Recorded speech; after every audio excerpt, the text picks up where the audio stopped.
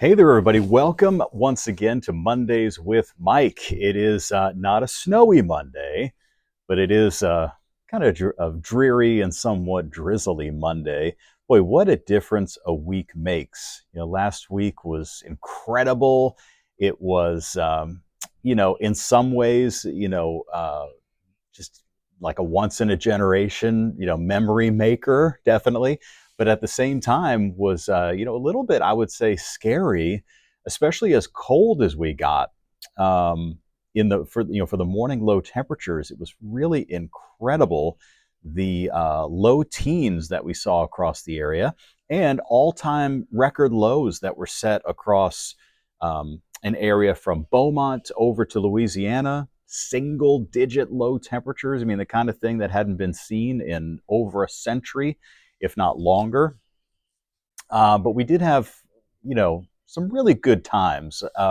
It was long and hard here at Fox 26 with a lot of long days, a lot of hours on the air and on our streaming platforms like this.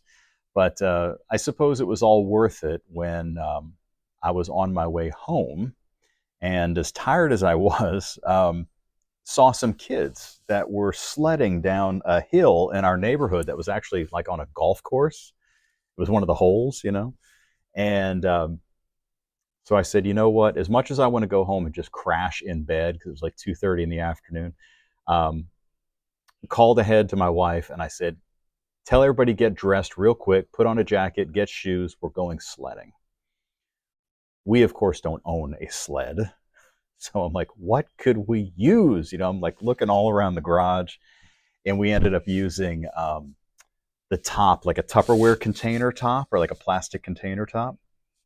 Used one of those, and we went, and it was kind of working, but it wasn't working like great. And then one of the other dads there said, you got to put something around it that makes it more slippery. So like a trash bag works. So I ran home, got a big black trash bag, put it in there, and that did the trick, and it really helped. By then, though, the snow was getting kind of torn up, and it was like snowy, icy, and muddy kind of thing. But it was still a really memorable experience, snowball fights and things like that. I honestly, though, I don't really throw the snowballs at the girls. I let them, especially my youngest, throw it at me because I'm afraid I'm going to hit her. I would feel guilty, but that's just the way I am. But anyway, it was really, really cool. The most amazing memory, actually, that I have of our on-air coverage was Sally and Lena, because amazingly, when we were planning the day, we had meetings and meetings and meetings. I can't tell you how many meetings, emails, text messages. Oh, if I had to do another meeting. But we were planning where we were going to send crews. We had to send crews there, a crew meaning like a photographer and a reporter, ahead of time to sort of pre-stage them, because we knew, or we anticipated, that you probably weren't going to be able to drive to these places. And so we had crews set up in the Woodlands, and we might have had somebody set up down in Galveston County somewhere, and maybe in the Sugar Land area. And so they were pre-positioned there, but Sally McDonald had the vision, the foresight to say, we're going to go sledding, her and Lena, when the sun comes up. And we're like, what? Are you kidding? Sledding?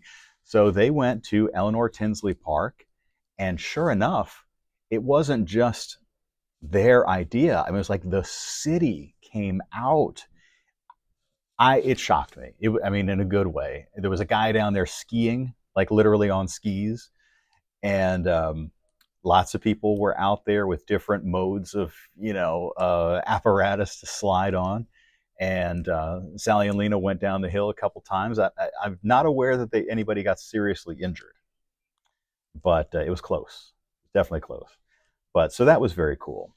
So anyway, I hope you enjoyed it. I thought it was very, very fun, but also at the same time, it was like, what in the world is happening here? I was on the air, obviously anticipating the snow, but at the same time, when I saw a blizzard warning was put into effect for Beaumont, a blizzard warning for Port Arthur, Texas, and Orange, Texas, and Lake Charles, Louisiana, and Lafayette, Louisiana were all under a blizzard warning. I'm like, okay, I have to look it up. This has never happened before. And sure enough, the National Weather Service in Lake Charles, which covers that area, said this is the first time in their history that office has ever issued a blizzard warning. Now, the office was established in the early 20th century, originally in Beaumont, and it wasn't even the National Weather Service back then. It was called the Weather Bureau. So, first time, over the 100-year existence of that organization, they've ever issued a blizzard warning for that part of the world. So I'm going to tell you about some records that were set around the Gulf Coast region, some really impressive things you may not have heard about. And in addition, so we'll talk about also the pattern change that's taking hold that's going to kind of bring us back toward a slightly warmer pattern. We'll talk about some severe thunderstorm chances this week, not involving snow. And then also I want to talk about, I saw an article, this actually started being talked about a few years ago. And then I saw some headlines again last year, and then some recent headlines again. Most of the time, by the way, happens in the wintertime. But it has to do with jet aircraft crossing the Atlantic Ocean and getting this incredible boost in ground speed that gets you from the US to Europe or other points eastward in an incredible amount of time. So we'll talk about that, what causes that, coming up here in just a moment. So let's go ahead and begin, though, with a look at some of the snowfall records and low temperature records.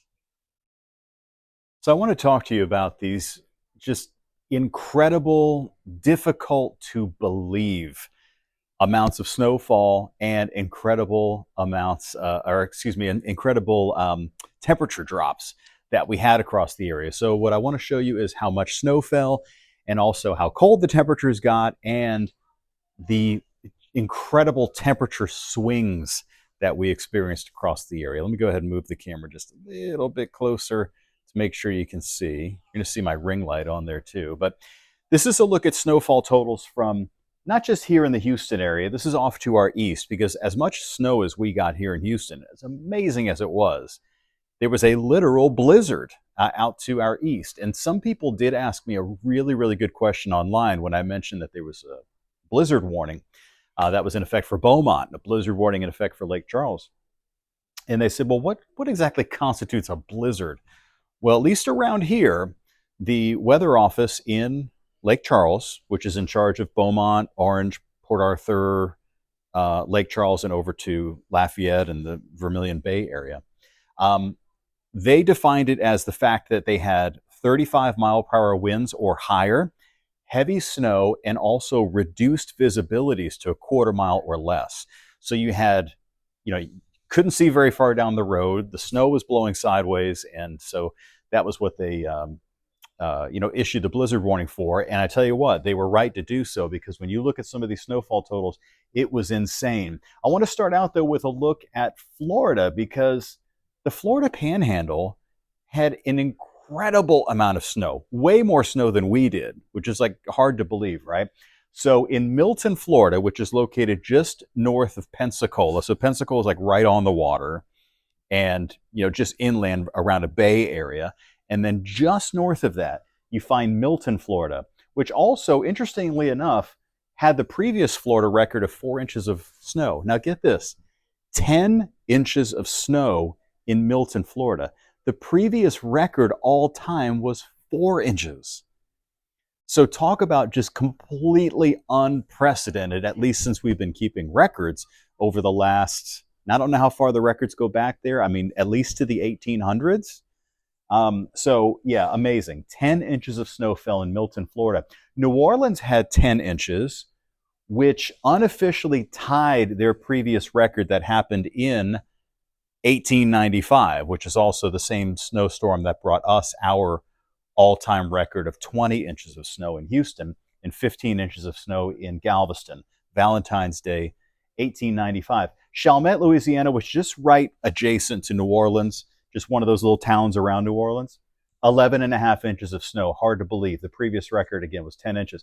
Lake Charles, Louisiana had 4.8, so we'll round that up to 5 inches, about 5 inches of snow there. Lafayette got hit with an absolute Cajun blizzard, 10 inches of snow just south of there. New Iberia, Louisiana, 8 inches of snow. Mobile, Alabama had 7.5 inches of snow.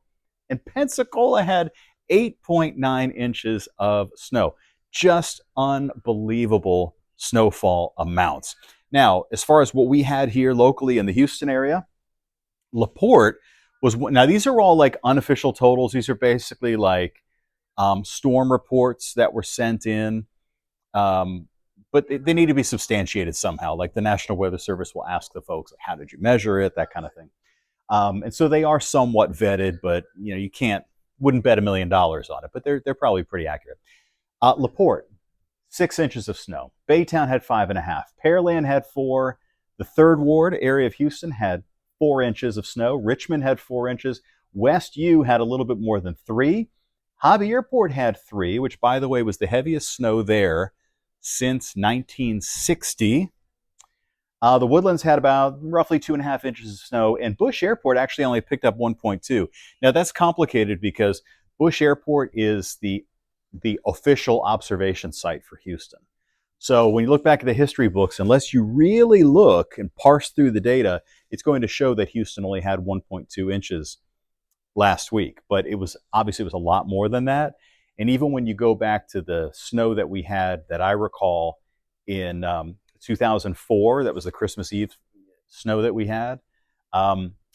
Houston itself all had paltry amounts, maybe an inch, and then like parts of Fort Bend and Brazoria County had like 2 or 3 or 4 inches of snow, and then you actually went farther south to Wharton County and Matagorda County, and they had like almost a foot of snow. So it kind of formed along a streak there, and that's the way this turns out to happen sometimes. Now, unreal record low temperatures. This is incredible. Now, in Houston, we did set a record for the day at Hobby Airport. We got down to 18 degrees. The record, or excuse me, the temperature that was observed at Bush Intercontinental was 20. So, technically our low for the day was 20, but Hobby hit 18. And there were a lot of other places unofficially across the area, like down around Dickinson and Santa Fe and like Texas City, that were down to like 15 degrees. There were a lot of locations that got in on the snow a little bit later in the day, through Monday and Tuesday, and then just incredible. So these were the records that were set. Beaumont got down to 11. Lake Charles, that was an all-time record low of 6. Lafayette, all-time record low 4. Now, New Iberia, I don't know if you've ever been to New Iberia, but I mean, you're driving south of Lafayette toward the coastline, where you're getting into the bayou there. 2 degrees Fahrenheit for a low. Baton Rouge hit 7. Gulfport, Mississippi, which, I mean, it's like right on the Gulf of Mexico, right? 7 degrees. Mobile, 6, and Pensacola, Florida hit 13. So this is like a, once in a generation, maybe twice in a century kind of event, maybe even once in a century kind of event when you look at some of these low temperatures. Now, I had the idea to make this graphic and to look this up based on something that like Delon and Melissa were saying this morning, which is like, these temperature swings is kind of like only in Texas do you see anything like this. And yes, we did have some huge temperature swings in Texas, and we do have some incredible temperature swings every winter in Texas, but it does happen in other places. So I wanted to show you this. I compared the low temperature in the middle of last week to the low temperature on yesterday, depending on when you're watching this, on Sunday. Hobby Airport had that low of 18 and got all the way up to 77 degrees yesterday. That's a 59-degree rise in temperatures. Beaumont went from a low to 11 to a high of 75 from Wednesday to Sunday. That's a 64-degree temperature swing. Lake Charles really had the biggest swing from 6 to 73. That's amazing. I mean, there was literally like thick snow on the ground to tropical-like temperatures there. 67-degree rise there. Lafayette went from a low of 4 to a high of 70. That's a 66-degree rise in temperatures. New Iberia went from 2 to 69. That's a 67-degree rise. And finally, Baton Rouge, Louisiana went from 7 to 70. You believe it? From 7 to 70. So these things, it's like almost hard to believe that this happened looking back, especially when we made it into the 70s in parts of the Houston area yesterday. This week, it's going to be kind of more like, Instead of huge ups and downs, it's just be kind of steady, not really too many big changes. I did want to talk about sort of transitioning right now from the talk of cold weather to the chance for some severe weather or heavy rain. So what you're looking at here, so Houston's over here, and the Los Angeles area, which of course we know has been just, I guess now, it still is a bigger weather story. Like the blizzard locally was probably, the story of the year by far, the story of the last several years. But out in Southern California, we know the tragedy that's happened out there. Some estimates of like $150 billion in damage, 10 or 12,000 structures destroyed. Maybe it's more than that from the fires, right? Well, now they've gotten in actually on some heavy rain. They had some heavy rain over the weekend, especially on Sunday, and they're still getting some rain out there today from that upper level area of low pressure that you see spinning here. This is up at the jet stream level. This is leading to the threat for mudslides over there. And the reason I'm showing you this is that that same system is moving toward Texas. And this almost always happens. We have this west to east motion of the jet stream winds and west to east movement of areas of low pressure and fronts and things like that during the wintertime. And so that system is headed over our way. Now, coming up on Wednesday, we're looking for this light mint green color, means that severe weather is unlikely, but it means it's what's called the general thunderstorm risk area. So we could have some thunderstorms here. We probably will have some thunderstorms here on Wednesday. That yellow area is the area that's at the highest risk for seeing severe thunderstorms. So that's out there around Fredericksburg and surrounding areas out in the hill country. And there's a slightly lower risk, but still a risk from San Antonio and Austin all the way up to Dallas. So that means heavy rain, but also a chance for some storms that could produce hail or high winds. Here's a closer look at that. Austin, San Antonio, Temple, Texas, and Waco, all in that area of the possible risk, and then a higher risk heading out there toward the west. Now, we're fast forwarding ahead now to Thursday. Now, this is a product that's released by NOAA's Weather Prediction Center known as the Excessive Rainfall Outlook. So what are the chances of seeing flooding taking place if you were to draw a circle, and the circle is 25 miles in radius? It's so hard to explain. The way I like to explain it is it's approximately the size of any given county. Just in general, pick a county here, give or take, that's about the size that we're talking about here. There's about a 5% chance in any one of these given counties, like Harris County, Montgomery County, and Liberty County, and so forth, of seeing some flooding taking place on Thursday. So that's definitely something to watch. It's not a huge risk, but I do think we'll have some pretty heavy downpours here coming up on Thursday. So it's definitely something for us to watch. Now, I want to talk about something really, really interesting. And for that, I'm going to break out something I haven't used for too long, and that's the good old whiteboard. All right, now for something that I found fascinating. You might have heard some headlines about it, and it has to do with the speed of jet airplanes moving across the Atlantic Ocean, kind of record-breaking speeds. What is this all about? How is that possible? Well, here's what happened last week. So the jet stream is this described as a river of air moving across the high parts of the atmosphere. It reaches its peak up around the point in the atmosphere where jet aircraft fly. They usually cruise like 37,000 feet, 39,000 feet, something like that, which is near the top of the part of the atmosphere we call the tropopause. And they fly there because it's sort of like a middle point where they have enough air for the engines, and to do their combustion. They have enough air for the wings to create lift, but at the same time, the air is thin enough that there's not as much resistance and they could zoom through it at a really high rate. Well, when you fly through the jet stream, like right here, the faster the jet stream is blowing, the more of a tailwind you have. And this is where it gets a little confusing, and I'll tell you why. Because the news report that I read, and this was in a few different sources, British Airways, the British Airways Flight 274 was an Airbus A350, and it reached a ground speed, which I'll talk about here in a second, but a ground speed of 814 miles per hour. So that's faster than the speed of sound, technically.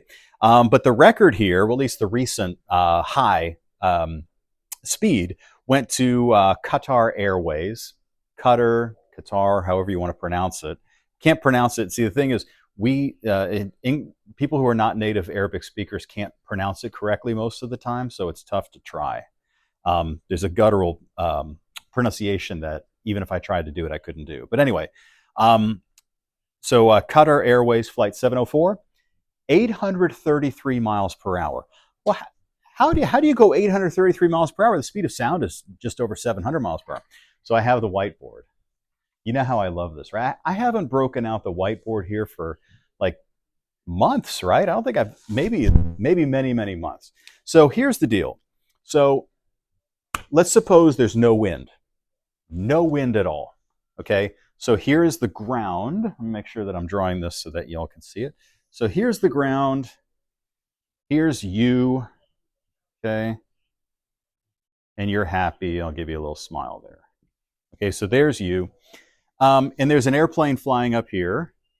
Gosh, I gotta draw. I didn't realize I was going to be drawing this airplane just right here on the spot. How do you like that? So there's my airplane, right? We'll give it a little engine here. So the airplane is flying along this way. Let me move this closer. So you're moving this way. Let's say you're going, they use knots, but I'm going to use miles per hour, okay? So let's say this is 500 mph, or knots if you want to. So if there is no wind, let's just say no wind, it's completely neutral. Well, then the airplane, the airspeed is going to indicate to the pilot, okay, you're going 500 miles an hour. Now, it does get more complicated. There's a thing called indicated airspeed. I'm not a pilot, but let's just say that their airspeed is 500 miles per hour. Well, the speed on the ground here, not you, but the plane relative to the ground is also going to be 500 miles per hour. Okay, so that's in a very rare situation that there's no wind. But if you take, let's be more realistic of the 777 and the Airbus A350 that were involved in what I was telling you about. So they use what's called Mach speed. Mach is the named for a scientist named Mach. It's the speed of sound. Now, it's very important, by the way, that commercial jet aircraft don't break the speed of sound. The airplanes are not designed to break the speed of sound. My tie is messed up. The planes are not designed to break the speed of sound. They also have to make sure they don't get too close to the speed of sound, because then if they turn, like the wingtips or something might accidentally break the speed of sound. So they don't want that to happen. So anyway, they cruise at like a Mach, like let's say like 0.8 of the speed of sound, approximately. So that's like, give or take, about 600 miles per hour. So this is moving at 600 miles per hour, right? I hope you can see that. So this is moving at like 600, but in the case after we had the big winter storm, the jet stream was so strong that the jet was blowing at about 200 miles per hour in the same direction. So let's see, one of the flights took off, I think, from New York and was going to Doha, Qatar, and it made it there about an hour ahead of schedule. There was also a flight that went from, gosh, was it DC? Anyway, it went from the US over to Europe, and it landed about an hour ahead of schedule, because you add these together, you add these relative speeds. So the plane relative to the air, what the wings are feeling is 600 miles per hour. But then they have this tailwind of 200. So it's actually moving at 800 miles per hour, which you may be wondering, okay, well, isn't that breaking the speed of sound? Because the speed of sound is about 700 and some change. It is not breaking the speed of sound. The ground speed here, which is what they were talking about, I have my notes down there. So this British Airways flight 274, 814 miles per hour with respect to the ground. And the Qatar Airways 777, 833 miles per hour with respect to the ground. But with respect to the air, it's only moving at about 600. So to the airplane, to the pilot, to the wings, all of the forces that have to go into keeping the airplane flying, they feel 600. But the whole mass itself, including the air, is moving at over 800. And it's important to remember this because the only supersonic passenger plane, well, there was one in Russia, Tupolev Tu-144, I think is what it was called. From what I understand, it was a piece of junk. And the Concorde, of course, was the plane that we all associated with flying supersonic. It was around in the 70s and 80s, and it turned out to be decommissioned because it was dangerous. There were two major crashes, but that's the only one that's designed to actually fly supersonic. The 777 and these other passenger planes are absolutely not designed to do that. But if you catch the jet stream here on just the right day, and by the way, the airlines do have meteorologists that help with the flight planning, and they can save a ton of fuel if they ride right there in the jet stream. They arrive where they're getting, like to London or wherever, they arrive there faster.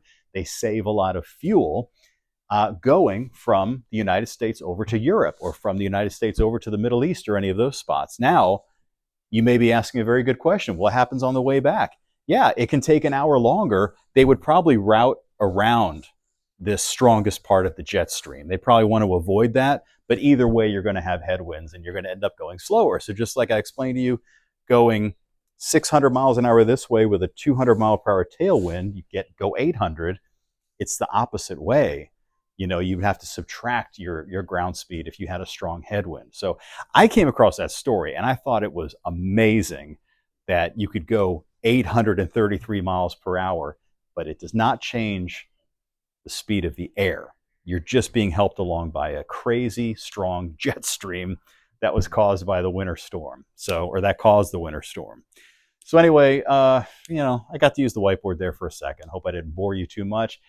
Have a great day. Thanks so much for watching Mondays with Mike, and shout out to my mom and Neil down in Florida. Hope you enjoyed the little cool off. Too bad you missed out on the snow. See y'all later. Bye.